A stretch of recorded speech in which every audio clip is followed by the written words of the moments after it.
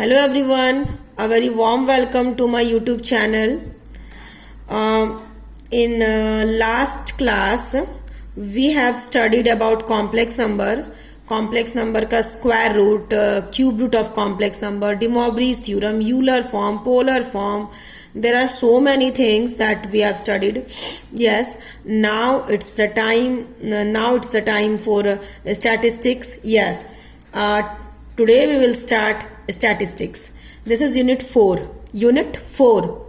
Okay, so let's start.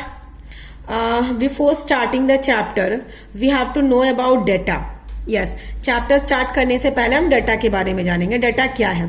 तो data जो है, जो इंफॉर्मेशन हमारे पास होती है ना, वही हमारा डाटा कहलाती है. ठीक है, सिंपली इंफॉर्मेशन. ऐसे हम बोल सकते हैं डाटा इज द सेट. आप देख पा रहे हो कि data is a set of values of qualitative and और क्वांटिटेटिव वेरिएबल्स. ठीक है, मतलब कि क्वालिटेटिव और क्वांटिटेटिव वेरिएबल्स जो होते हैं, मतलब कि क्वालिटी के आधार पर, गुण के आधार पर, या फिर क्वांटिटी के आधार पर. ठीक है, क्वांटिटी तो समझ रहे हो ना, क्वांटिटी मतलब उसकी मात्रा के आधार पर. जब हम किसी भी सेट को डिफाइन करते हैं तो वो हमारा डाटा होता है. डाटा मतलब आंकड़ा, किसी भी चीज का आंकड़ा. ठीक है, ऐसा भी हम बोल सकते हैं इंफॉर्मेशन जो है वो भी हमारा डाटा है.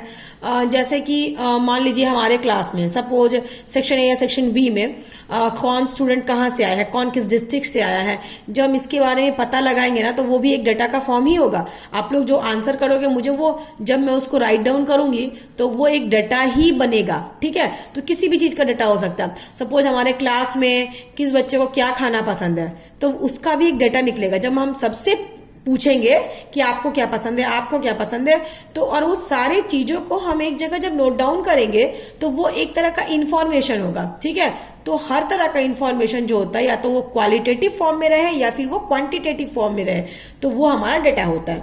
चलिए, हमारा जो डाटा होता है ना, वो दो पार्ट में डिवाइड होता है. एक हमारा होता है रॉ डाटा, जिसको हम अनग्रुप डाटा भी बोलते हैं. ठीक है, और एक हमारा होता है ग्रुप डाटा. जी हाँ, तो there are two kinds of data. First one is ungrouped data and second one is grouped data. Raw data is very simple. जैसे मान लीजिए किसी का भी कुछ भी लिख लेंगे, जैसे इसको सपोज चॉकलेट पसंद है, किसी को केक पसंद है. ठीक है, किसी को कुछ पसंद है, किसी को कुछ पसंद है, वो हम नॉर्मली लिख लेंगे तो वो हमारा एक रॉ डाटा हो जाएगा. ठीक है, जैसे कि आप देख पा रहे हो, raw data is not organised into groups. Raw data जो हमारा होता है वो ग्रुप में ऑर्गेनाइज नहीं होता है. किसी भी तरीके से हम लिख देंगे ना, तो ये हमारा रॉ डाटा हो जाएगा. ठीक है, और सेकंड नंबर पे आता है ग्रुप डाटा. तो जो हमारा ग्रुप डाटा होता है ना, वो ऑर्गेनाइज्ड होता है. मतलब अगर सही से ऑर्गेनाइज्ड हो तो हमारा वो ग्रुप डाटा, और अगर ऑर्गेनाइज्ड नहीं हो तो वो हमारा एक रॉ डाटा. जी हाँ, जो हमारा डाटा होता है वो दो फॉर्मेट में होता है, ग्रुप्ड एंड अनग्रुप्ड. ठीक है, अगर ग्रुप्ड है तो वो ऑर्गेनाइज्ड है, और अगर अनग्रुप्ड है तो वो नॉट ऑर्गेनाइज्ड है. Like not organised means what? तो मान लीजिए हम मैथ्स के मार्क्स की बात कर लेते हैं. ठीक है, सपोज अप टू 10 में किसी कितने मार्क्स मिले हैं, तो मान लीजिए किसी को 2 मिले, किसी को 4 मिले, किसी को 10 मिले, किसी को 3 मिले, किसी को 2 अगेन 10 अगेन देन 9, इस तरीके से मिले मार्क्स. ठीक है, और मतलब ये सेट नहीं है ना, बस यूं ही मैंने लिख दिया कि इसको इतना मार्क्स मिला, इसको इतना मार्क्स मिला है, तो ये हमारा अनग्रुप्ड है. लेकिन यही इसी को जब हम लोग अरेंज करते हैं तो वो हमारा ग्रुप डाटा होता है. तो ग्रुप डाटा जो होता है वो हमारा दो फॉर्मेट में होता है. मतलब ग्रुप डाटा जो होता है हमारा दो टाइप्स का होता है. क्या क्या होता है? तो फर्स्ट, चलिए, सो मैंने बोला group data and ungrouped. Group data organised है और अनग्रुप्ड है तो नॉट ऑर्गेनाइज्ड है. सिंपल, ये हमारा ग्रुप अनग्रुप्ड है. और अगर ग्रुप्ड है तो वो दो फॉर्मेट में होगा. क्या क्या? डिस्क्रीट और कॉन्टिन्यूअस. ठीक है, अब आप बोलोगे डिस्क्रीट डाटा किसे कहते हैं, कंटिन्यूअस डाटा किसे कहते हैं? आप लोग कंटिन्यूअस तो बड़ा इजी है. जैसे हमारा आप लोग पढ़े होगे, जैसे इस तरह क्लास इंटरवल होता है ना, क्लास इंटरवल सपोज 0 से 10, फिर 10 से 20, फिर 20 से 30, फिर 30 से 40. तो इस तरह का ये पूरा कंटिन्यूअस है. 10 पे यहाँ खत्म तो यहाँ फिर 10 पे स्टार्ट, अगर यहाँ 20 पे खत्म तो 20 से स्टार्ट. तो ये हमारा कंटिन्यूअस हो जाएगा. ठीक है, और हमारा डिस्क्रीट कैसा होता है? तो देखो यहाँ पर x हमारा ये क्लास इंटरवल्स है, f हमारा फ्रीक्वेंसी है. ठीक है, तो x हमारा क्लास इंटरवल्स है. तो इसमें आप देखिए x1 x2 dot dot xm, F हमारा F1 F2 FM, तो ये हमारा डिस्क्रीट डाटा है और ये हमारा कॉन्टिन्यूअस डाटा है, और ये दोनों ही हमारे ग्रुप के अंदर आएंगे। मतलब कि सीधी सी बात है कि ग्रुप डाटा जो होगा वो हमारा ऑर्गेनाइज्ड अरेंज होगा, अनग्रुप्ड जो होगा वो हमारा नॉट ऑर्गेनाइज्ड नॉट अरेंज्ड, ये सिंपल जो होगा वो हमारा अनग्रुप्ड है। अगर डिस्क्रीट है, आप इस तरह की आप लोगों ने टेबल देखी होंगी, ठीक है। ये मैं एक टेबल बनाती हूँ। सपोज ये हमारा क्लास इंटरवल कुछ भी XI ले लीजिए, इसको FI ले लीजिए। मान लीजिए कि 10 कितने बच्चों का आया, सपोज 10 हमारा 10 बच्चों का आया। फिर मान लीजिए क्लास में टोटल स्टूडेंट सपोज 25 है, ठीक है। तो टेस्ट कितने बच्चों ने दिया, 25 बच्चों ने टेस्ट दिया, ठीक है। उसमें 10 कितने बच्चों का आया, तो 10 आया 10 बच्चों का। अगेन मान लेते हैं कि 9 कितने बच्चों का आया, सपोज 9 हमारा आया 12 बच्चों का, ठीक है। और उसके बाद हम 8 कितने बच्चों का आया मान लेते हैं, तो 8 हमारा कितना आएगा, देखिए यहाँ पर 10 मैंने ले रखा है और यहाँ मैंने 12 ले रखा है, तो 10 + 12 कितना हो जाएगा 22, यस। तो 3 बचाना, तो इसका मतलब 8 कितने बच्चों को आया होगा, 3 आया होगा। तो फ्रीक्वेंसी, ठीक है, ये हमारा फ्रीक्वेंसी क्या था 25, तो मतलब टोटल कितने बच्चों ने एग्जाम दिया 25। ये तो मार्क्स है कि 10 मार्क्स कितने बच्चों का है, 9 मार्क्स कितने बच्चों का आया, 8 मार्क्स कितने बच्चों का आया, ठीक है। तो ये हमारा इस तरीके का है। तो ये जो हमारा है XI यानी क्लास इंटरवल है, FI यानी कि फ्रीक्वेंसीज है, ठीक है। तो 10 आया 10 बच्चों का, सपोज 9 आया 12 बच्चों का, 8 आया 3 बच्चों का। तो ये हमारा डिस्क्रीट है, ठीक है। मतलब ग्रुप्ड जो होता है वो हमारा दो तरह का होता है ना, एक डिस्क्रीट डिस्ट्रीब्यूशन और एक कॉन्टिन्यूअस डिस्ट्रीब्यूशन, ठीक है। तो ये हमारा डिस्क्रीट फ्रीक्वेंसी डिस्ट्रीब्यूशन था। कॉन्टिन्यूअस कैसा होता, सपोज मान लेते हैं ना कि 2 आया, 2, 3, 4 ये सब भी आया, ठीक है। मान लेते हैं 2, 3, 4 आया, किसी का 5 आया, किसी का 6 आया, किसी का 10 भी आया। देखिए इस तरीके से क्लास इंटरवल हमारा XI, ये हमारा XI क्लास इंटरवल, और ये हमारा FI, ठीक है।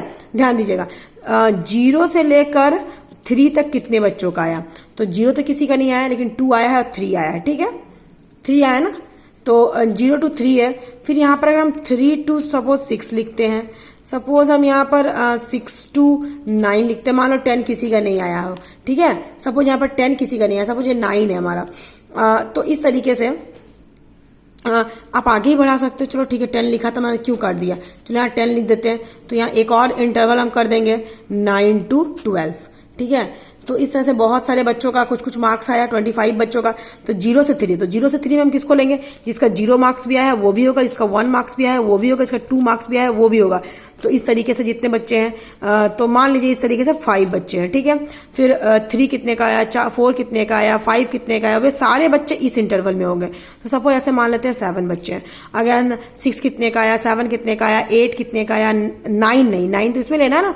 तो वैसे मान लेते हैं हम लोग कि हमारे पास वैसे बच्चे सपोज 12 है, तो यहाँ 5 और 7 12, और यहाँ 24 है ना, 5, 7, 12 और 12 24, यानी कि 9 से 12 तक एक बच्चों का है।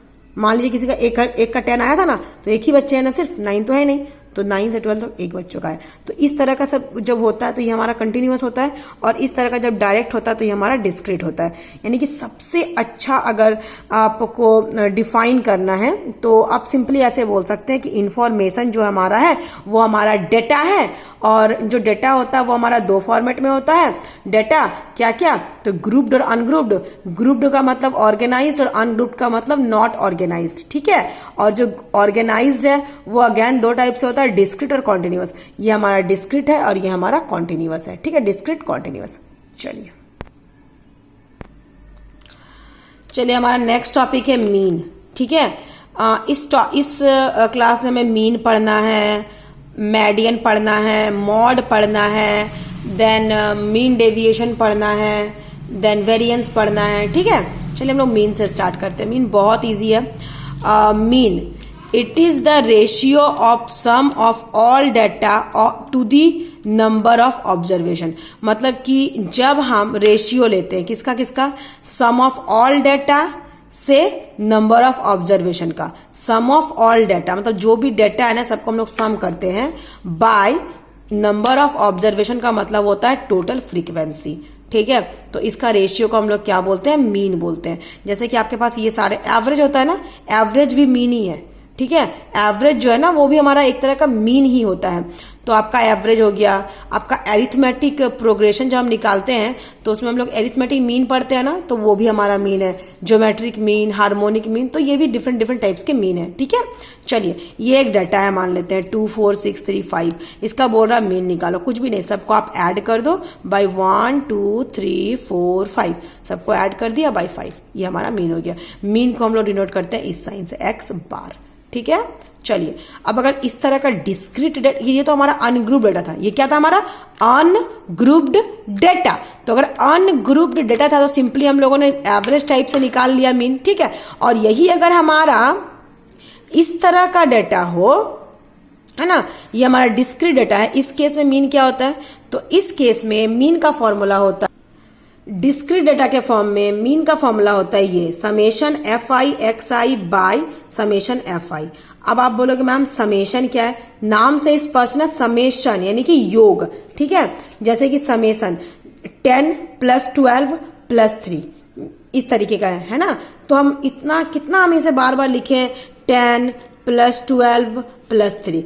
अगर हम इन तीनों के सामने ऐसे समेशन लगा देते हैं, समेशन इक्वल्स टू, यानी कि इन तीनों को ये जोड़ने की बात कर रहा है, तो डायरेक्ट हम 25 लिख सकते हैं, ठीक है। तो समेशन का मतलब क्या होता है, जोड़ना, ऐड कर। तो ये हमारा क्वेश्चन था, xi ये हमारा, fi ये हमारा, ठीक है। तो इसको हम लोग सॉल्व कैसे करेंगे, चलिए आइए देखते हैं। सबसे पहले मीन इक्वल टू फॉर्मूला क्या होता है, कंटिन्यूअस डाटा, ये तो कंटिन्यूअस नहीं है तो डिस्क्रीट डाटा है, ठीक है। लेकिन फिर भी डिस्क्रीट हो या कंटिन्यूअस हो, फॉर्मूला क्या होता है हमारा, summation of fi xi by summation of fi, ठीक है।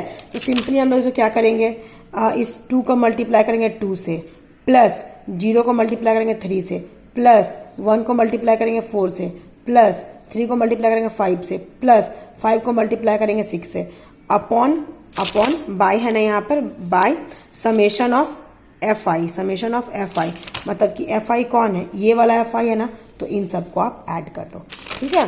तो इन सबको हम लोगों ने ऐड कर दिया, देखो आप, ठीक। तो सिंपली हमारा क्या हो जाएगा, आप सबको मल्टीप्लाई करके ऐड करो, बाय डिस करो, अभी हमारा इतना हो गया, ठीक है। तो ये हमारा समेशन है। मैं आप लोगों को नेक्स्ट क्लास में मीन निकालना सिखाऊंगी, जिसमें हम 3 मेथड से मीन सीखेंगे, direct method, shortcut method, step deviation method. ये सिंस स्टैटिस्टिक्स का फर्स्ट क्लास था इसीलिए मैं इतना ही बताऊंगी आप लोगों को। नेक्स्ट क्लास में आप लोगों को मैं मीन निकालना सिखाऊंगी इन तीनों मेथड से, ठीक है। चलिए तब तक के लिए धन्यवाद। आप लोग वीडियो देखिए, थोड़ा रिवाइज कीजिए।